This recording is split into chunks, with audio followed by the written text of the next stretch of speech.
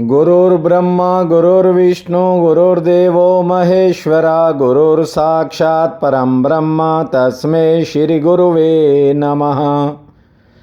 नीलाम्बुजश्यामलकोमलाङ्गं सीतासमारोपित्वामभागं पानो महाशायचारुचापं नमामि रामं रघुवंशनाथम्।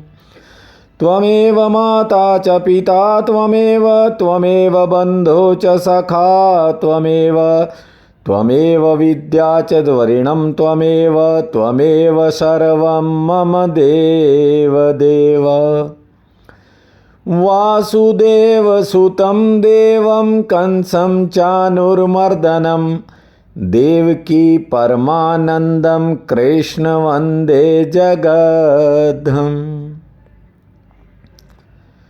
प्रिय बंधुओं, देवियों व सज्जनों, जगत के सभी वेदों, ग्रंथों और ऋषि मुनियों ने मानव देह को दुर्लभ बताया है। शास्त्र तो कहते हैं कि मनुष्य का जन्म बड़े भाग्य से मिलता है। जानते हो क्यों?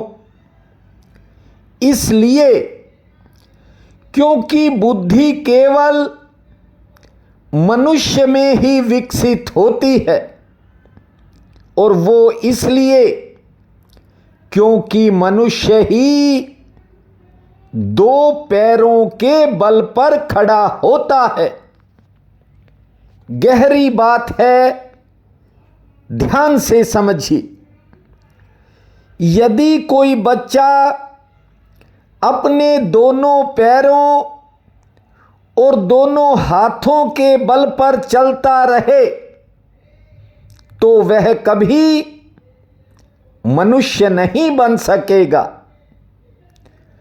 वो कभी बुद्धि को प्राप्त नहीं कर पाएगा। बात को ठीक से समझना। जब बच्चा चारों हाथों पैरों से चलेगा, जैसे जानवर चलते हैं, तो उसकी रीढ़ की हड्डी धरती के समानांतर होगी। रक्त का प्रवाह भी शरीर में समान रूप से होगा। ऐसे चलने वाले की सूक्ष्म नाड़ियां विकसित ही नहीं हो पाती। जो दिमाग का अति सूक्ष्म नाड़ी संस्थान है, वो विकसित होने से रह जाता है। रीढ़ की हड्डी इस शरीर का केंद्र है। इसे सीधा रखना भी एक बड़ी कला है। बड़े बड़े ऋषि मुनि सालों तक इसे सीधा रखते थे, और इसीलिए ही वे पूरे ब्रह्मांड को एक नजर में देख लेते थे। किंतु यहां जिन उपदेशकों के पीछे ये जो भीड़ के हिस्से चलते हैं, उन्हें खुद नहीं पता कि मानव देह का क्या महत्व है। मेरे पिताश्री कहते थे, समझ का भार नहीं होता। समझ तो व्यक्ति के पंख बनकर उसे मुक्त आकाश में ले जाती है। उसे याद रखने की भी जरूरत नहीं होती। वे कहते थे कि समझ तो रक्त और अस्थियां बन जाती है, और वह स्वयं आप हो। अपनी समझ से तुम जो भी करोगे वही होगा। यहां ज्यादातर लोग दूसरों की समझ को ढो रहे हैं। उन्हें इतना भी नहीं पता कि पंच भौतिक तत्वों से बना ये शरीर, ध्यान दीजिए, पृथ्वी, आकाश, वायु, जल और अग्नि, इन 5 तत्वों से बना ये शरीर बाहर की किसी भी वस्तु को अपने भीतर रहने नहीं देता। तो आत्मा को कोई बाहरी चीज क्यों पसंद आएगी? यहां जो लोग अपनी समझ से चूक रहे हैं वे ही दूसरों की समझ को ढो रहे हैं। मेरी बात को याद रखना, आपकी अपनी समझ ही जीवन में आपको आगे बढ़ने में सहायता करेगी। मेरा निजी अनुभव कहता है कि संसार में ज्यादातर लोग समझना ही नहीं चाहते, क्योंकि समझ कठिन और श्रम पूर्ण है। लोग तो राशिफल सुनना चाहते हैं। लोग सब कुछ आसानी से चाहते हैं। आसानी से नकली चीजें मिलती हैं, असली के लिए मिटना पड़ता है। नाटक और बहानों से काम नहीं चलता। श्रीमद् भागवत पूर्णावतार भगवान श्री कृष्ण की लीलाओं से भरी है। आप निरंतर श्रवण कर रहे हो। श्री कृष्ण भरोसा नहीं देते, वे करके दिखाते हैं। आपके भीतर भी उसी ठाकुर का अंश है। आप भी बहुत कुछ कर सकते हो, लेकिन ज्यादातर लोगों ने अपने आप को कहीं और ही उलझा रखा है।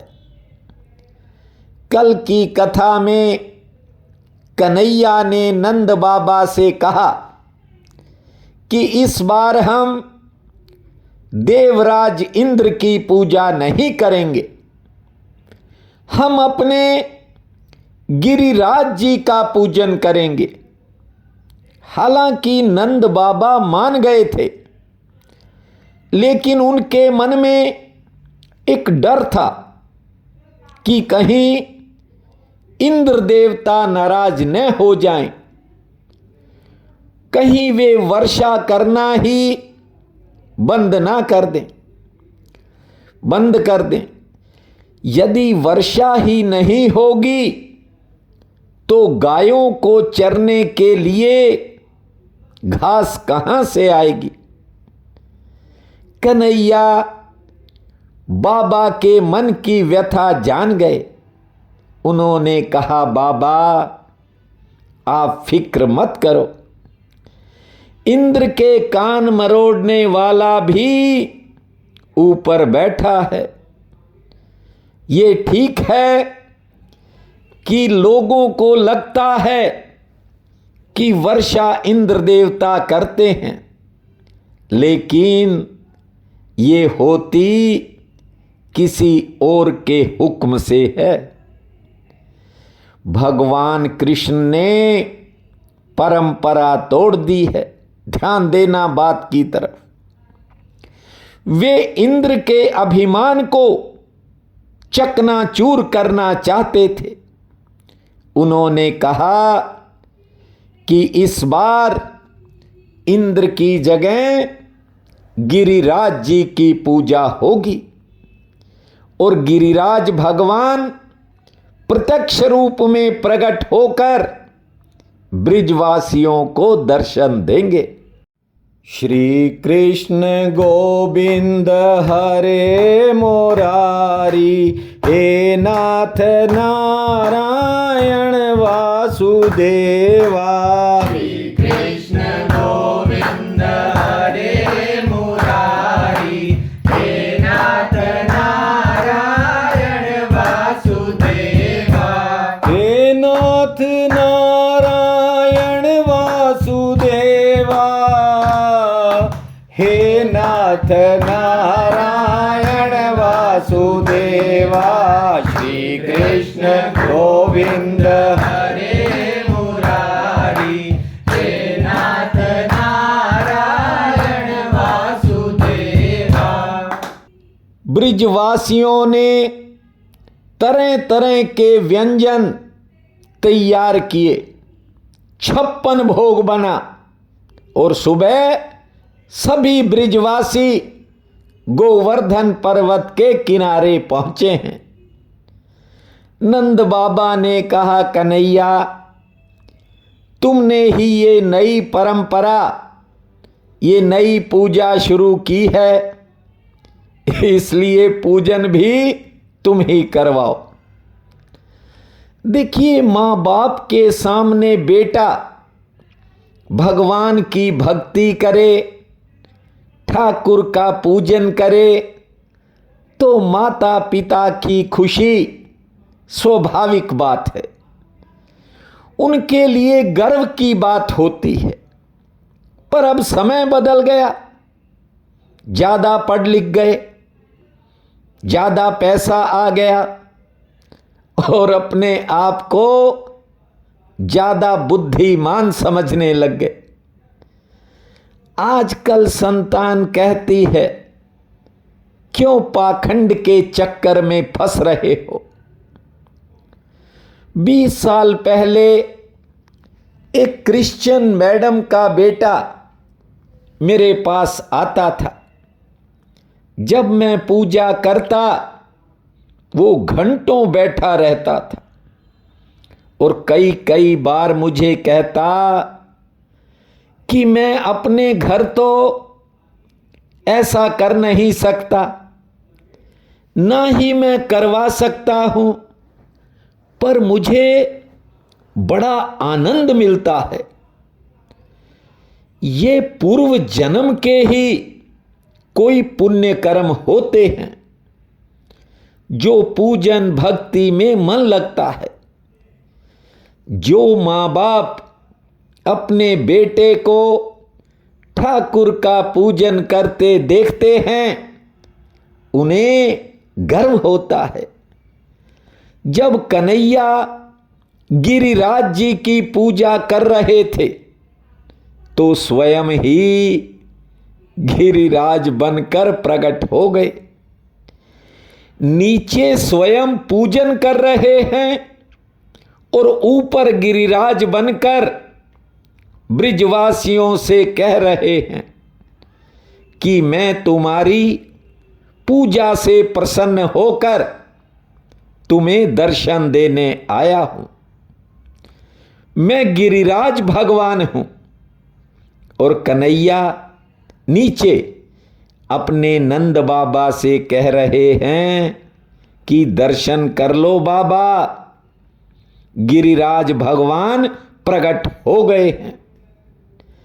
ये ठाकुर की बाल लीलाएं हैं, बड़ी मधुर हैं, क्योंकि कन्हैया बड़े नटखट हैं।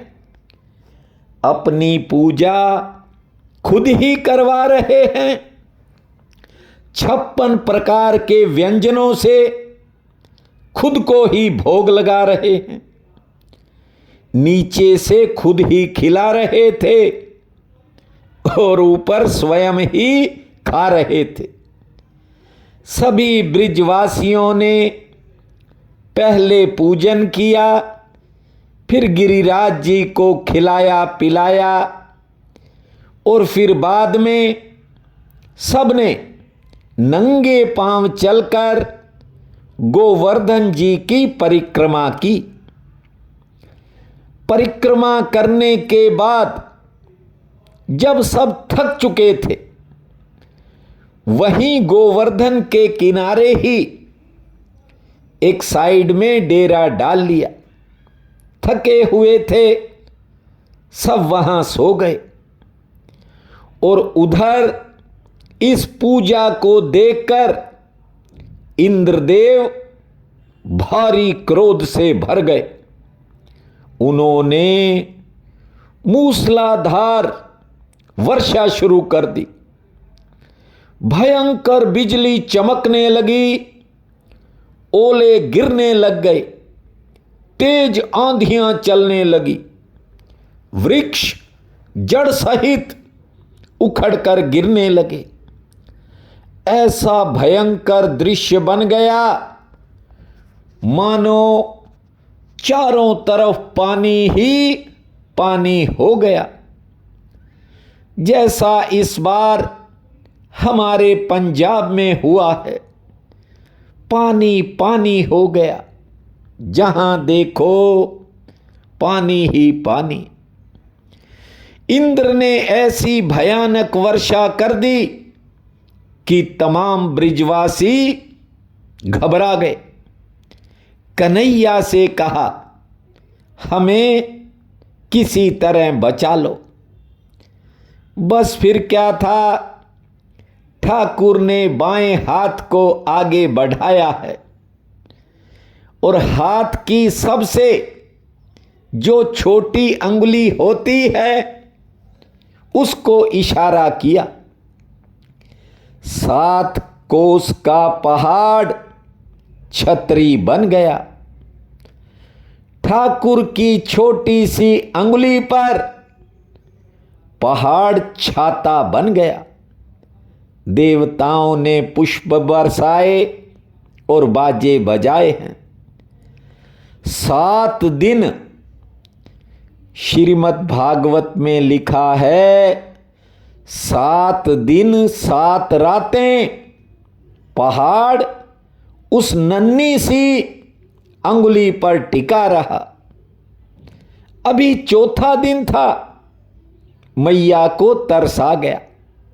यशोदा मैया सोच रही है कि बाकी सब लोग तो खा पी लेते हैं, आराम भी कर लेते हैं और सो भी जाते हैं, मेरा कन्हैया कब से खड़ा है, कुछ खाया पिया तक नहीं।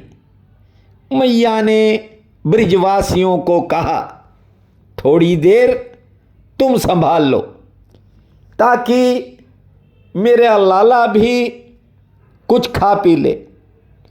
मैया ने सोचा कि हजारों मजबूत लाठियां पहाड़ के नीचे फंसा रखी हैं।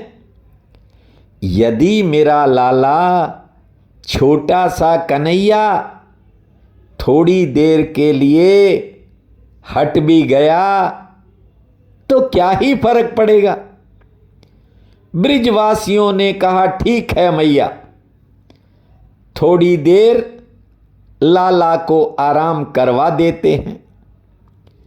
नटखट कन्हैया ने कहा, ठीक है भाई, पर मुझे ये बता दो कि धीरे धीरे छोड़ूं या एकदम छोड़ दूं। जानते हो, ठाकुर ने जरा सा हाथ हिलाया था, पहाड़ लोगों के सिर पर आने लगा और ब्रिजवासी चिल्लाने लग गए, कन्हैया ये हमारे बस का काम नहीं है, आप ही इसे संभाल सकते हो, आप ही इसे संभाले रखो। कन्हैया ने कहा, ठीक है, अपनी सब लाठियां हटा दो, ये पर्वत लाठियों पर नहीं मेरी अंगुली पर टिका है। जानते हो, क्रोध में आकर देवराज इंद्र ने अपने वज्र से प्रहार कर दिया, लेकिन परमात्मा की कृपा से एक कीड़ी तक नहीं मरी। श्रीमन्नारायण नारायण नारायण। श्रीमन्नारायण नारायण नारायण। लक्ष्मी नारायण नारायण नारायण। लक्ष्मी नारायण नारायण नारायण। गोविंद नारायण नारायण नारायण।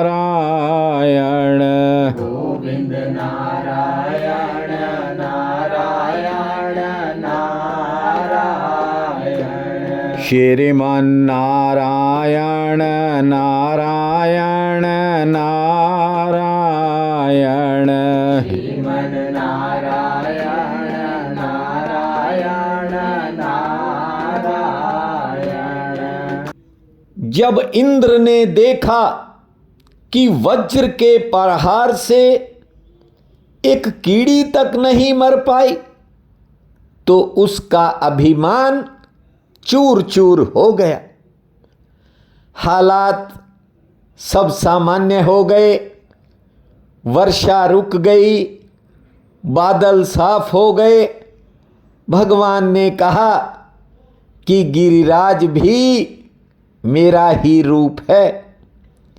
जो कोई इसके दर्शन करेगा, पूजन करेगा, यहां आकर भजन करेगा और गिरिराज जी की परिक्रमा करेगा, उसकी हर मनोकामना पूर्ण होगी। जानते हो, बाद में देवराज इंद्र गाय की पूंछ पकड़कर माफी मांगने आया था। गाय की पूंछ पकड़कर ही क्यों आया? गाय को देखकर भगवान पिघल जाते हैं, इसलिए कथा कहती है गाय की सेवा में थोड़ा वक्त जरूर दिया करो।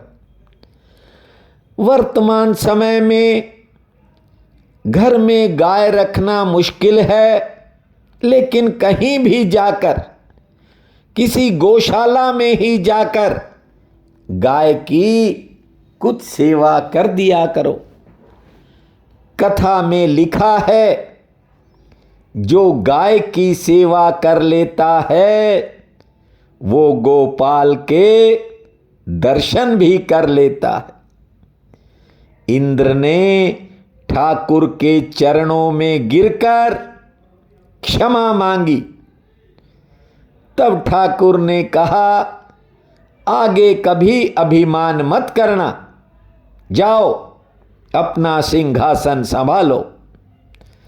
कामधेनु गऊ ने भगवान को स्नान करवाया है, ऐरावत हाथी ने आकाश गंगा के जल से स्नान करवाया।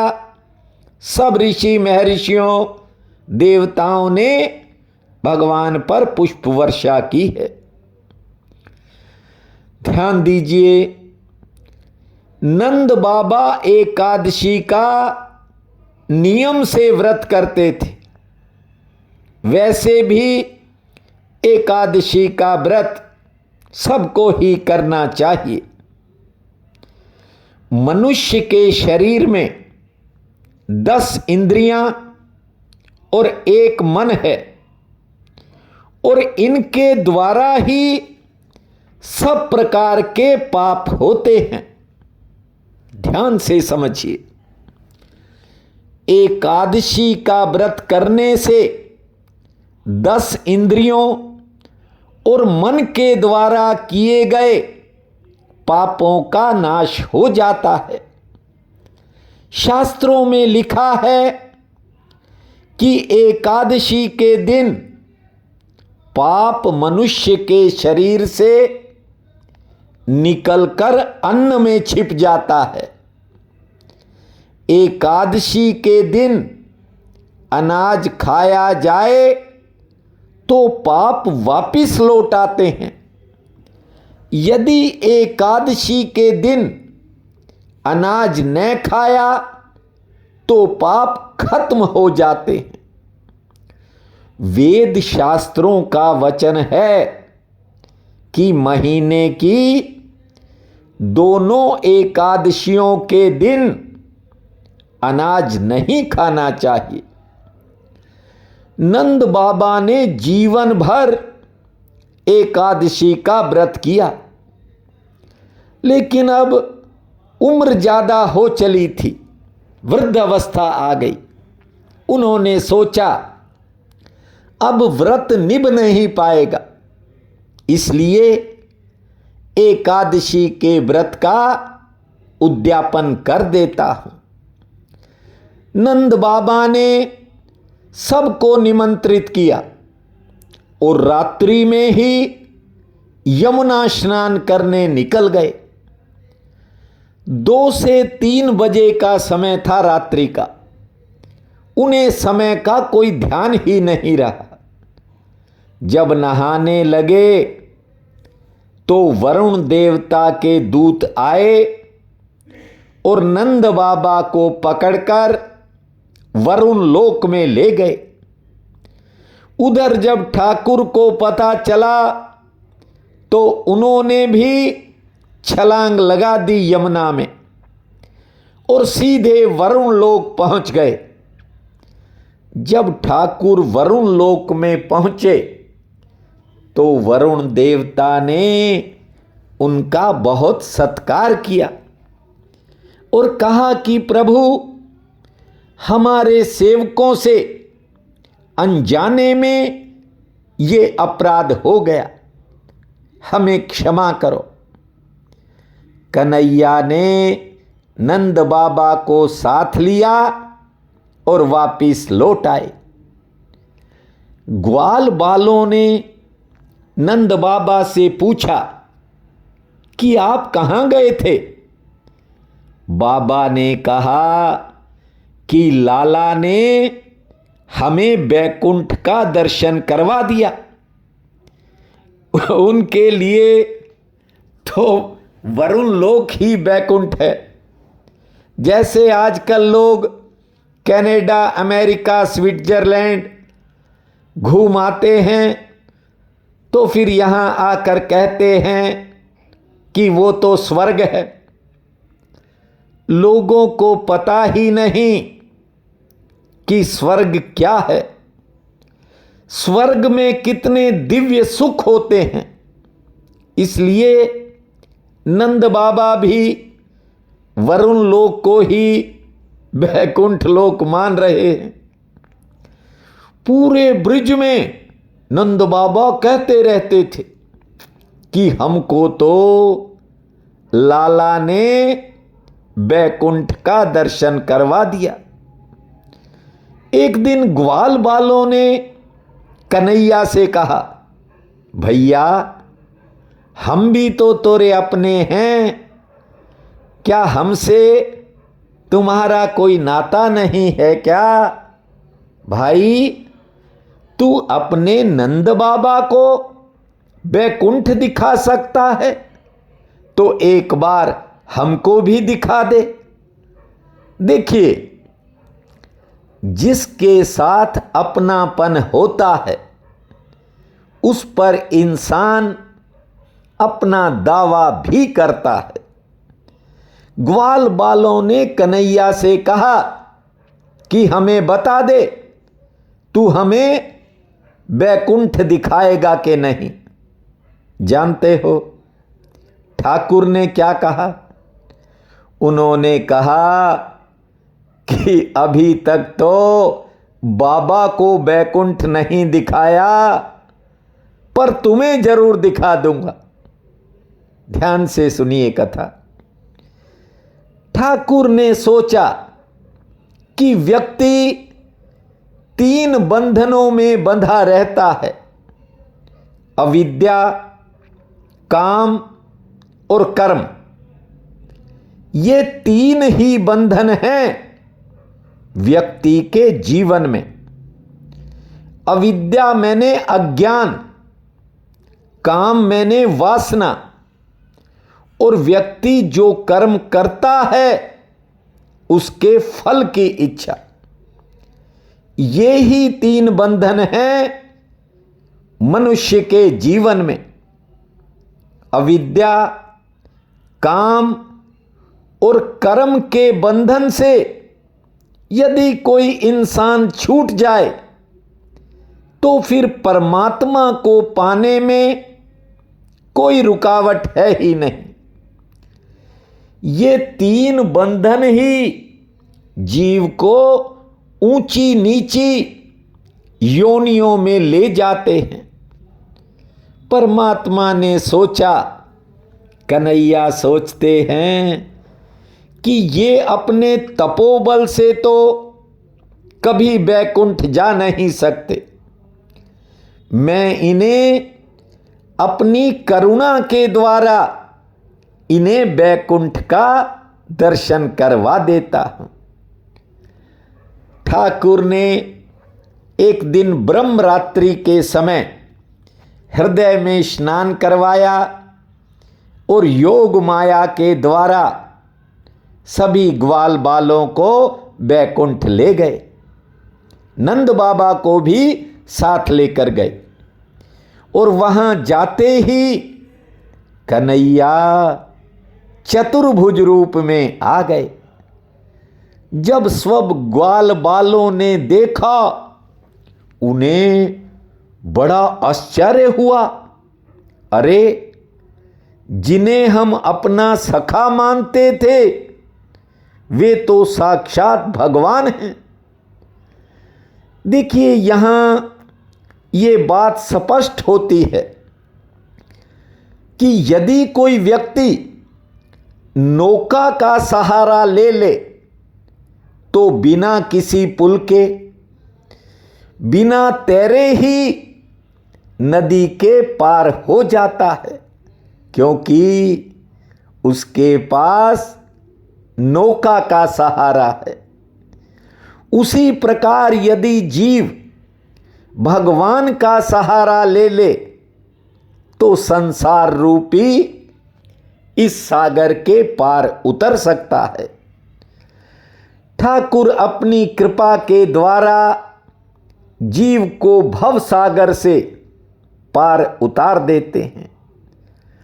गोविंद से और कुछ मांगने की बजाय उनकी कृपा की अपेक्षा सदा अपने मन में रखा करो।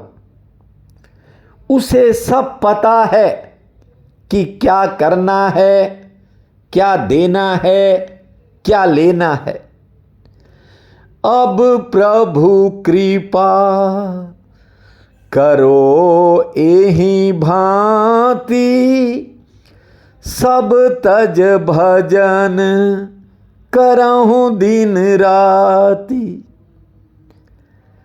जब कोई आपसे बार बार कुछ मांगता है तो आप भी पिघल कर दे देते हो। अब प्रभु कृपा करो एहि भांति, सब तज भजन करहूं दिन राति। जब आप दिन रात ठाकुर का चिंतन करोगे तो वो भी पिघल ही जाएंगे। आप केवल उसकी कृपा के लिए प्रार्थना किया करो। श्रीमद् भागवत कथा कहती है कि बांके बिहारी बड़े दयालु हैं, वे तो करुणा के समुद्र हैं। अब कल आपको भगवान के रास का वर्णन, रास लीला का वर्णन आपको सुनाएंगे। अब 2 मिनट मेरे गोविंद को मनाएंगे। गोविंद मेरो है, गोपाल मेरो है,